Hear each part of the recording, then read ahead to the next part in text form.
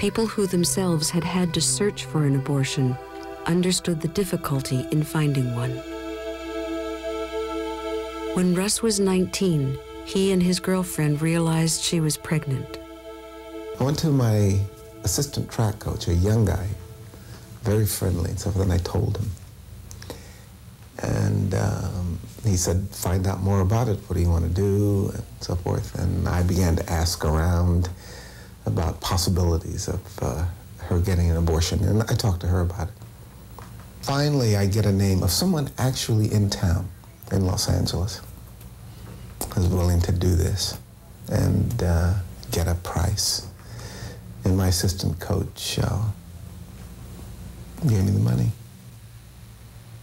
Years after his own experience, Russ had a chance to help someone else. I was approached by a senior professor who had a student, and she was pregnant. Did I, by any chance, have any information on where she might get an abortion? I didn't hesitate. I got a name of someone highly confident that this was a good clinic in Tijuana. And she got the abortion. Well, I saw her about 2 years ago. And she came up to me and she thanked me.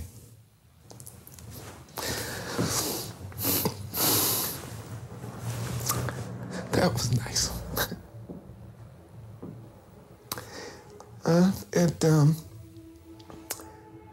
It felt a little bit like saving a life.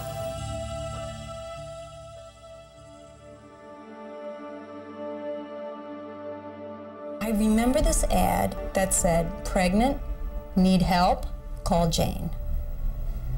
So I called Jane. In 1969 in Chicago, a group of women pooled their resources and formed an illegal counseling and referral service. Counselors used the code name Jane. We'd counsel a woman and we'd make the doctor contact, and then once the doctor took over, it was out of our hands. But the big step didn't come until after we discovered that these doctors that we'd been sending people to weren't doctors at all. And here was this ordinary person who was doing this abortion. And then the next step was, if he could do it, we could do it. The women of Jane went on to perform more than 11,000 safe abortions. And one by one were taken into this room to have the abortion. And there was a woman sitting next to me. She was holding my hand through the whole thing, and she said, "You're fine. You're going to be fine." It's revolutionary, though. The idea that women, anyone, regular people, can seize control of their lives. Chicago police were on alert. The Janes continued their work, and in 1972, police raided one of the apartments where they were doing abortions. We believed that if a law was wrong, that we had some responsibility to stand up and say, this is a wrong law. Not only was there the need, but there was a philosophical obligation on our part, on somebody's part, to disrespect a law that disrespected women.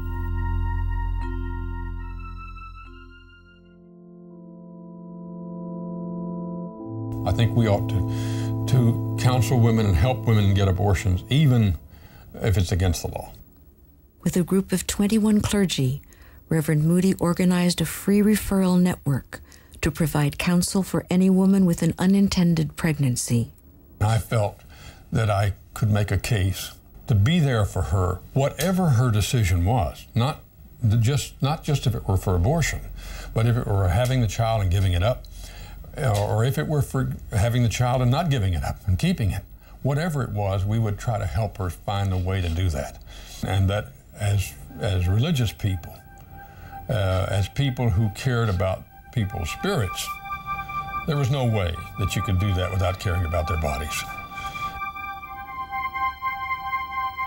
In 1967, California passed one of the first reform laws in the country. But the new law had many bureaucratic restrictions, and as a result, few women were able to get abortions. Reverend Hugh Anwyl was among those who had lobbied for the bill. I found myself in the position of being asked to establish some kind of information service. And to my absolute dismay, we had 293 calls, and we found that of that number, only 3 qualified under the law as then it was interpreted in California. So then the next question was, what now? You don't meet that kind of human need and then say, well, it doesn't concern me anymore. Hugh Anwyl contacted me and asked me if I would be a counselor representing the South Central area, which is largely the black area of Los Angeles.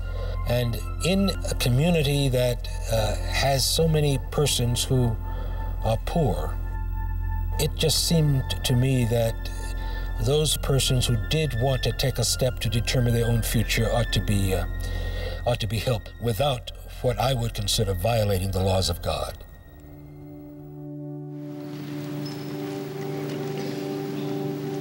In this synagogue, people from many faiths have gathered to honor those who suffered before legal abortions were available.